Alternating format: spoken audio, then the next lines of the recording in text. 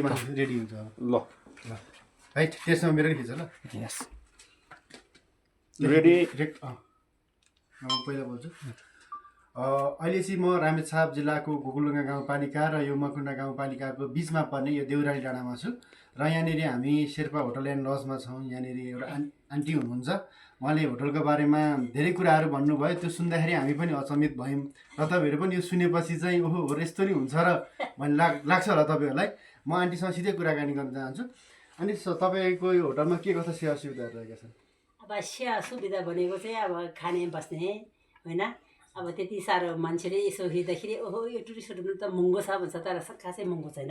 कस्तो छ नेपालीहरूको लागि के छ, विदेशीहरूको लागि के छ, प्राइजै भनिदिनु न त। प्राइसै भन्नु पर्दाखेरि अब मेरोमा चाहिँ रुम चाहिँ नेपाली र विदेशी छुट्याउँदैनौँ। सिङ्गल बेडको म 300 मात्रै लिन्छु, डबल बेड छ त्रिपल बेड छ म 500 मात्रै लिन्छु। अनि खानेको त अब म चामल पनि महँगै राख्छु, म 250 मात्रै नेपालीको।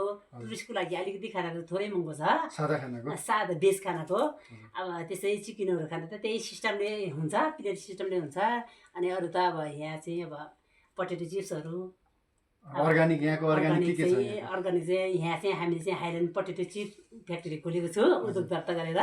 अनि आलु चिप्सहरू, अनि घिउ, चौरीको घिउहरू, छुर्पीहरू, अब चिजहरू चाहिँ सबै अर्ग्यानिक नै पाउँछ। सागसब्जी सबै हाम्रोमा चाहिँ अर्ग्यानिक पाउँछ।